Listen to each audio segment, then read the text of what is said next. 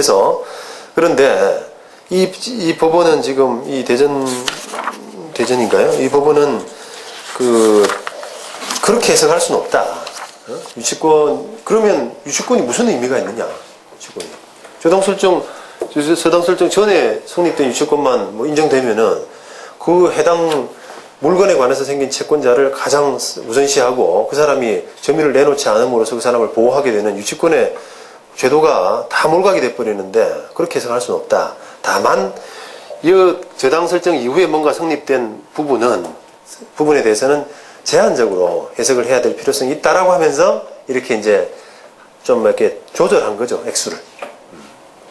근데 지금 현재 뭐 아시는 분은 아시겠지만 이런 논란, 그러니까 저당 설정 이후에 성립된 유치권이 인정될 수 있느냐 하는 부분에 대해서는 최근에 올해 2월인가 대법원 판단이 내려졌어요. 그래서 그 저당 설정 이후라고 하더라도 또 이 저당에 기해서 이 저당권에 기해서 낙찰받은 사람이 명도를 요구한다고 하더라도 마찬가지로 이 유치권은 그대로 인정될 수밖에 없다. 그러니까 저당 설정 이후에 설정된 유치권을 무시해서는 안 된다라고 하는 게 인정될 수밖에 없다라고 하는 그런 판단이 내려졌습니다. 6월달에. 그러니까 그 학설의 논의는 이제 학설상으로 그냥 그쳐버리는 거죠. 판단이 내려진 셈이죠. 물론 이제 이런 것들은 있어요. 예전에 뭐 대전고등법원 판결 이런 것들 많이 아실 텐데 그 사례에서는 이제 뭐 저당의 저당 시가에 비해서 부동산 시가에 비해서 너무 많은 저당이 이미 설정돼 있고 압류감류까지 이렇게 잔뜩 돼 있는 상황에서 예를 들어서 건물의 가치가 부동산의 담보 가치가 뭐 50억밖에 안 되는데 그 부동산을 담보로 한 저당, 가압류 이런 것들 다 모아보면 50억이 이미 넘는 상태에서 공사하러 또 들어왔단 말이에요. 공사해서 그때 시작해가지고 뭐 공사대금 못 받았다고 해서 유치권 주장하는 이런 케이스. 이런 케이스에서는 인정될 수 없다. 왜냐하면은 그건 신의 측에 반하고 또는 거의 불법 점유나 마찬가지고 라는 그런 논리로서 인정될 수 없다는 그런 판단이 있었습니다만 그걸 이런 식으로 저당 설정 이후에 성립된 유치권은 무조건 보장이 안 된다. 인정될 수 없다는 그까지는 지금 갈 수가 없는 거죠. 판례상으로는. 그래서 이런 구도에서 비춰보면은 나름대로는 굉장히 의미가 있는 어떤 판단이라고 할 수 있습니다. 그리고 이런 식의 판단이 앞으로도 많이 될 거라고 생각을 해요. 그렇게 될 수밖에 없죠, 지금. 우선은. 당사자 간에 4,900만 원 소송했는데 합의가 9천만 원 되고 이걸 누가 믿을 수 있겠어요? 그래서 결국은 이게 뭐 쭉 드문드문 말씀드렸습니다만 임차인이 유치권을 신고했을 때는 사실상 굉장히 어떤 제한될 수밖에 없습니다. 유치권 인정되는 범위가. 그러니까 유익비 필요비 정도, 그 다음에 유익비 필요비라고 하더라도 포기 조항이 상당히 있기 때문에 그게 원상복구한다는 조항이 임대차 계약서, 문방구 소유 계약서에 거의 뭐 박혀 있어요. 그러다 보니까 거의 대부분 그렇게 되어 있습니다. 그래서 그런 측면에서 접근하시면 되겠다. 됩니다. 그 다음에 51페이지에 요 이제 임차인의 유익비 청구와 관련해서 이 춘천지방법원 속초지원 판결을 한번 보시겠습니다. 요 사례는 점포 임차인이 점포가 이제 낙찰이 돼서 낙찰자로부터 명도소송을 제기당했는데 임차인 주장이 임대차 계약하고 나서 옆 점포하고 이게 칸막이 공사가 안 돼 있는 상태에서 내가 얻어서 칸막이 공사를 하고 그 다음에 또 실내 장식 공사도 좀 하고 해서 돈이 투입된 게 있으니까 요걸 필요비 유익비로 해서 내가 돈을 받지 않으면은 못 비켜주겠다라고 하는 유치권 주장을 한 케이스예요. 쭉 이제 말씀드렸던 그런 사례하고 별반 다를 게 없는 사례인데 이게 조금 이제 틀리게 판단한 부분이 조금 있습니다, 법원이. 그리고 우리 생각을 좀 그동안의 사례를 통해서 익혀왔던 그런 구도를 한번 정리하는 차원에서 이 사례가 좀 의미가 있는 것 같아요. 자, 이런 유치권 주장에 대해서 법원 판단은, 자, 일단은 한번, 그 사람이, 그러니까 낙찰받은 사람이 돈 물어줘야 될 의무가 있느냐? 돈 물어줘야 될 의무가 있느냐? 그러니까, 이게, 임대인, 임차인, 그 다음에 낙찰자, 낙찰받은 사람. 이게 낙찰받고 나서, 명도해달라. 이렇게 요구하는 건데, 그 법원이, 지금 이 사례가, 임차인이 낙찰자한테 돈 달라. 내가 유치권이 있으니까 돈 달라. 라고 할 수 있는 것까지 청구가 됐는지는 모르겠어요. 근데 느낌상으로는 안 된 것 같은데, 어쨌든 법원이 지금 논리적인 판단을 하기 위해서 이런 과정을 거쳤다는 걸 한번 여러분들이 보시면 됩니다. 그러면 만약에 이 사건에서 낙찰자가 비켜줘 라고 이렇게 소송을 했는데, 법원이 판단하기에, 임차인이 유익비, 필요비, 상환 청구권이, 있어도, 이거는 이 사람한테 청구할 권리는 없다. 이 사람한테 청구할 권리는 없다. 그러니까 이게 계약에 기한 권리잖아요. 그죠? 임대차 관계에 있는 임대인한테 청구할 수 있는 권리는 될지언정, 이 사람한테 청구할 권리는 없다. 왜냐? 이 사람이 지금 임대차 보호법상 대항력이 있는 사람이 아니기 때문에, 대항력이 있다라고 하는 것은 그 물건을 승계 취득한 사람, 그 부분을 승계 취득한 사람이 종전의 임대인의 지위를 그대로 승계하는, 또는 승계해달라고 요구할 수 있는 그런 권리가 대항력인데, 이 사례는 지금 저당 설정 이후에 임차인이기 때문에 대항력이 없는 케이스거든요. 그러면 네가 여기한테 받을 수 있는 권리를 가지고 대항력도 없는 상태에서 이 사람은 낙찰자에게 청구할 수가 있겠느냐? 그거는 돈 받을 권리가 없다. 이렇게 이제 판단한 것이 윗부분입니다. 이런 유익비 지급 책임이 원고에게 있다고 보기는 어렵다는 전제하에서 유치권 판단을 이제 했어요. 그러면 유치권은 인정이 되겠느냐? 직접 돈 받을 채권은 없다고는 하지만 유치권이 인정이 되겠느냐라고 할 때, 칸막이 공사는 인정을 했습니다, 법원이. 칸막이 공사는 유익비로서 건물의 점포의 가치를 높였다. 점포가 칸막이가 되어 있어야 점포로서의 기능을 하잖아요. 그러니까 임차인이 들어와서 점포 칸막이를 함으로써 점포의 가치 자체를 높였다고 볼 수 있는 부분이 있다. 그래서 인정했다. 이렇게 해놓고, 그 다음에 뒷부분에 첫 번째 줄, 52페이지 첫 번째 줄, 실내 장식공사에 대해서는 인정이 안 된다. 유치권 인정이 안 된다. 이렇게 판단했어요. 근데 그 논리를 보시면, 이 실내 장식공사를 가지고 그 건물의 객관적 가치를 높였다고 볼 수 없다. 그러니까 유익비 채권 자체가 없다. 이렇게 본 거죠. 근데 또 뒤에서 뭐라 써냐면은, 이 임대차 계약서에 보면은 원상복구 조항이 있기 때문에 그 유익비 반환 청구권을 포기한 것으로 볼 수 있지 않느냐. 라고 해서 실내장식공사는 비용에 대해서는 인정이 안 된다. 이렇게 차버렸거든요. 그러면 논리 모순이잖아요. 앞부분은 지금 칸막이 공사를 하면서는 유익비 채권이 있기 때문에 인정된다. 이렇게 해놓고, 뒷부분에서는 유익비 반환 청구권을 포기하기로 한 제약성이 있기 때문에 실내장식공사는 안 된다. 이렇게 하면은 모순되죠, 앞부분하고. 그러니까 이 칸막이 공사도 인정이 안 돼야 돼요. 이 사안은. 근데 이 사안이 확정이 금액 자체가 이제 얼마 안 되다 보니까 600만 원 정도네요.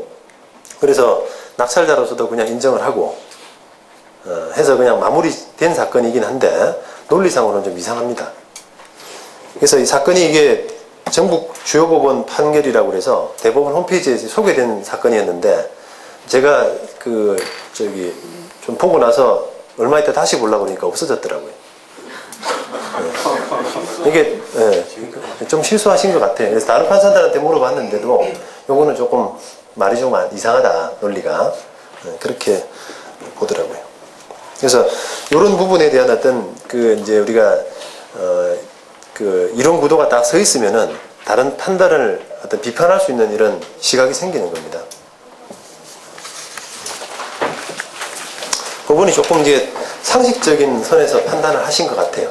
아, 이 사람은 뭐 칸막이 공사도 하고 돈도 들였는데, 그리고 또 낙찰받은 사람도 그런 공사가 있으면 덕을 본 거 아니냐, 뭐 이런 식으로 해서 인정을 했는데, 그렇게 이제 제가 볼 때는 쉽게 인정할 수 있는 부분은 아닌 것 같아요, 그게. 왜냐하니까 이게 이제 조금 더 이제 깊숙이 들어가게 되면은, 이게 사실 낙찰받은 사람은 감정평가를 해서 받는 거 아니겠습니까? 그죠? 그럼 감정평가할 때 칸막이 공사 부분이 감정이 다 돼요. 네? 감정이 다 돼. 그러니까 제값을 주고 산 물건이란 말이에요, 사실은. 그걸 싸게 사고 비싸게 사고를 떠나서 그대로, 현상 그대로 감정을 해서 그걸 반영을 해서 낙찰을 받는 사람에게 대해서 또 유익비를 주라고 하는 거는 이중부담이죠, 그게. 네. 그런 측면에서 이게 반드시 이렇게 옳은 결론이라고 하긴 힘듭니다. 그 다음에 이제 그 기타 채권 드디어 넘어왔습니다. 이 기타 채권도 이게 우리가 전형적인 이제 유치권에서 우리가 잘못 알고 계신 분들은 또 그냥 공사대금 채권이 유일한 걸로 알고 계세요.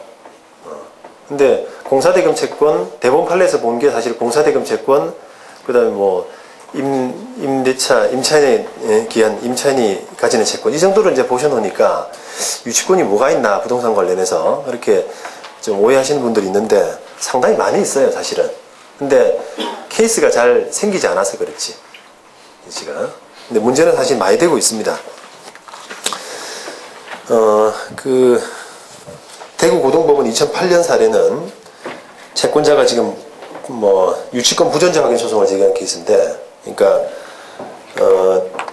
경매가 들어가니까 유치권이 있다라고 해서 이 점유자가 지금 주장을 했어요. 그런데 그 채권을 뭘로 내세웠냐면, 이게 현재 소유자는 갑이지만, 소유명의자는 갑이지만 사실은 내가 실제로는 명의신탁을 했다.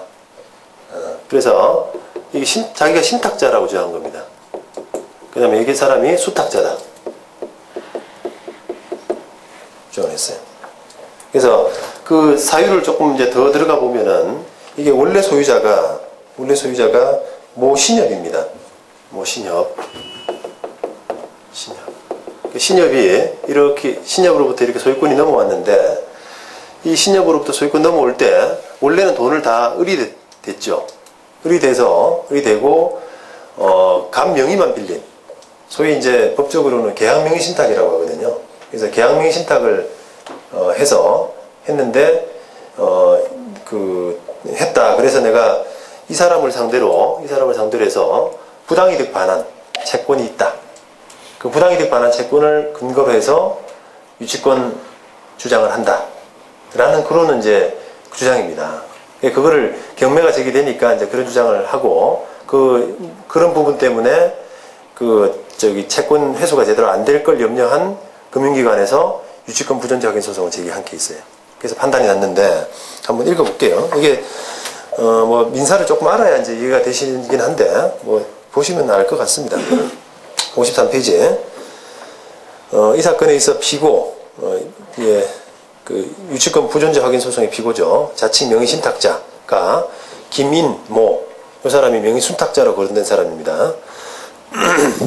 그 김인모 명의로 모 신협과 사이에 이 사건 부동산에 관한 매매계약을 체결하였다면 이는 이른바 계약 명의신탁에 해당한다고 할 것이고, 한편 매도인인 이 신협이 명의신탁 약정이 있다는 사실을 알았다고 볼 만한 증거가 없겠죠. 없었기 때문에 이거는 부동산 실명법에 따라서 이 사건 소유권은 김인모 소유에 속하고, 피고는 다만 김인모에 대해서 부동산 매매 대금에 상당하는 부당이득 반환 청구권이 있다. 자, 그런데 있긴 있는데 네가 그거 가지고 유치권 주장할 수 있겠느냐 하는 걸 따지면 없다, 이런 거예요. 그러니까 결국은 이게 만약에 이 사람이 명의신탁자라고 하는 사람이 이 사람에 대해서 부당이득, 매매대금 상당의 부당이득 채권을 가지고 있는데, 여기까지는 그냥 이해를 하십시오. 가지고 있는데, 이 사람이 너 나가. 점유는 이 사람이 하고 있어요. 너 나가. 내가 소유권자니까 나가라고 하면은 그거는 여러 가지 신의칙이나 이런 것들이 안 맞잖아요. 그럴 수는 있어도 그걸 가지고 그걸 이 사람한테 주장할 수는 있어도 그걸 이 물건에 관해서 생긴 채권으로서 유치권과의 어떤 결련성 있는 채권 이걸로 볼 수는 없다는 거죠. 법원이. 그래서 유치권은 없다 이렇게 판단했습니다. 그 다음에 이게 이제 사람들이 조금 비유형적으로 되다 보니까 자꾸 그려야 돼요, 제가.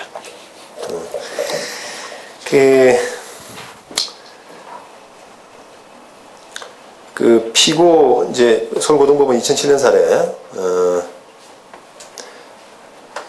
피고 이제 정모란 사람이 그 부동산을 그 조모란 사람한테 샀습니다. 샀어요. 그래서 보시죠. 이게 조모 씨인데, 그 다음에 피고 정모. 이게 매수인입니다. 사서, 점유를 넘겨받았어요.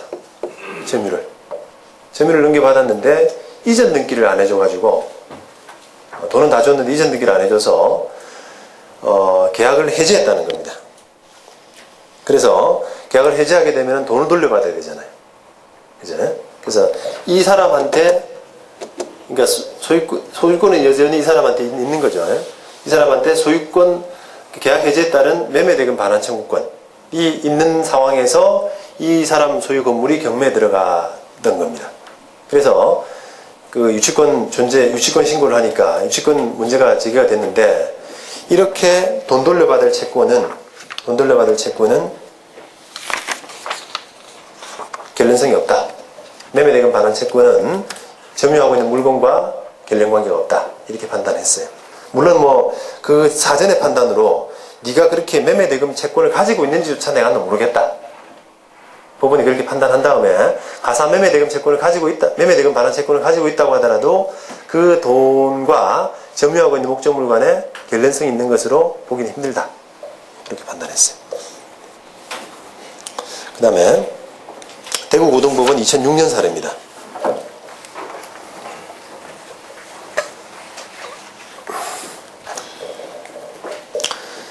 요거는 오탈자가 하나 있는데요. 그 판결 부분에, 중간 부분에 이 사건에 있어서 피고의 매매대금 채권은 매도인이랬는데 매수인입니다. 피고 팔고, 안모씨라는 사람한테 팔고, 돈을 다 못 받았어요. 돈을 다 못 받았는데, 아마 등기는 넘겨준 모양입니다. 등기는 안모씨한테 넘겨준 모양인데, 그 돈을 못 받은 것을 이유로 해서 유치권 주장을 한 사례에 대해서 이것은 피고 안모하고 동시행 관계에 있는 것은 변론으로 하더라도 이게 어떤 결련성 있는 채권으로 보기는 힘들다. 라고 그렇게 판단한 겁니다. 그 다음에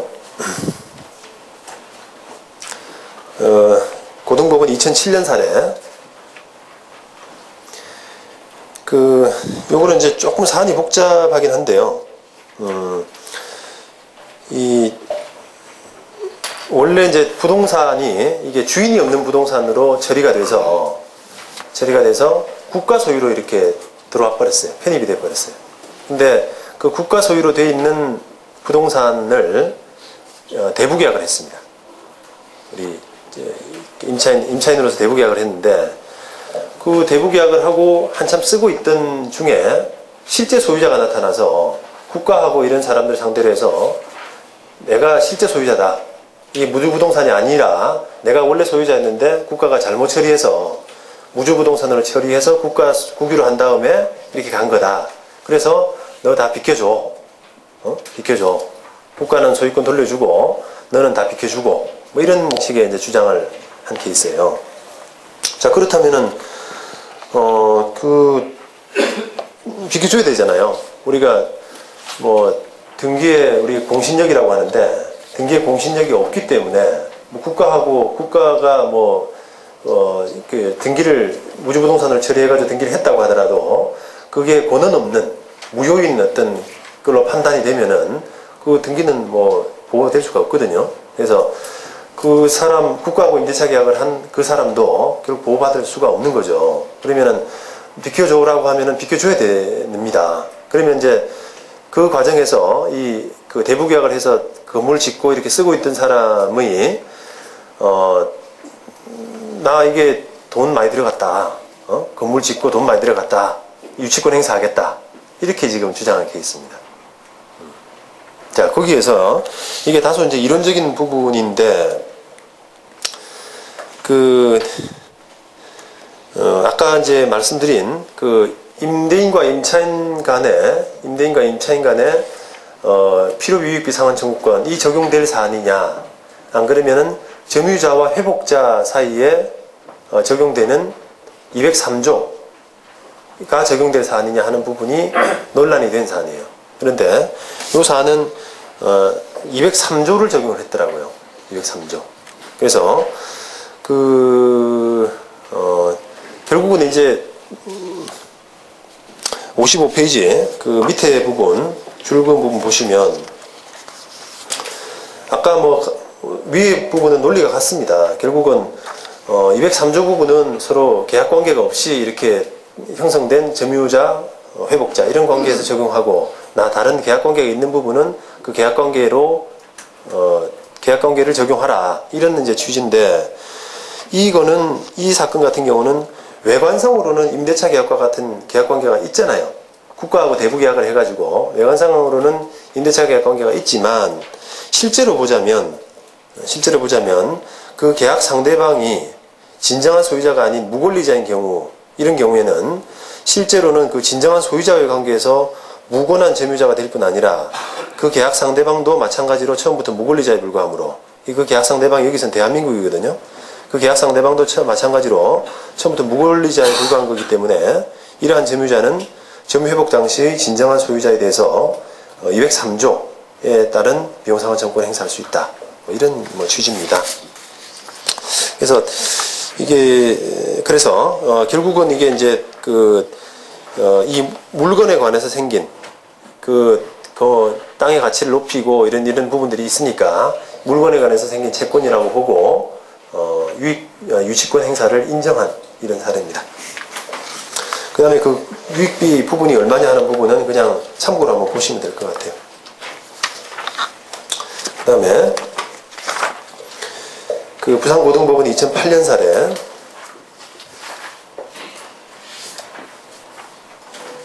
요거는 한번 그냥 읽어 보십시오. 읽어 보시면 될 것 같고 그 다음에 대법원 2006년 사례는 이게 부재자 재산관리인의 어떤 부분인데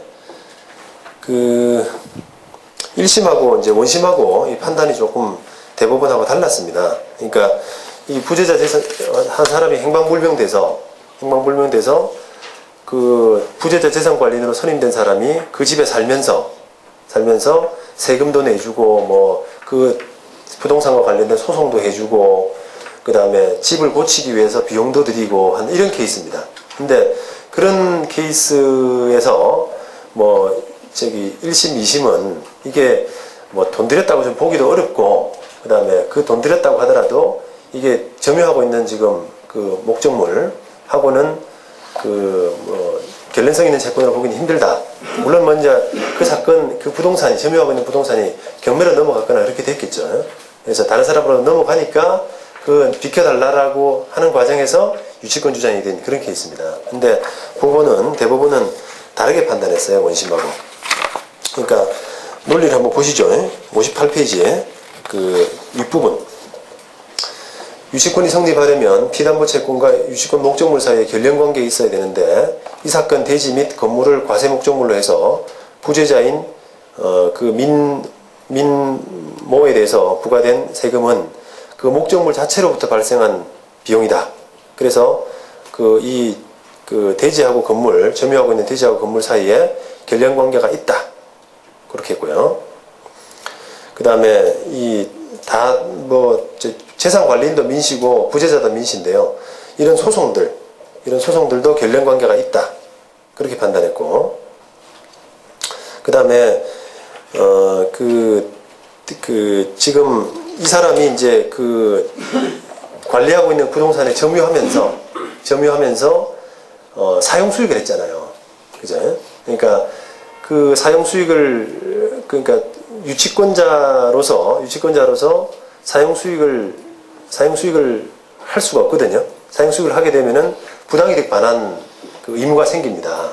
부당이득을 돌려줘야 돼요. 그러면 그 원심 법원은 이제 너도 뭐 쓰고 했으니까 관리인이라고 해서 했지만 너도 그 기거하고 쓰고 했으니까 그런 뭐 부당이득 반환 의무도 있고 하니까 네가 받을 거 하고 견주어 볼 때 별로 받을 게 없다.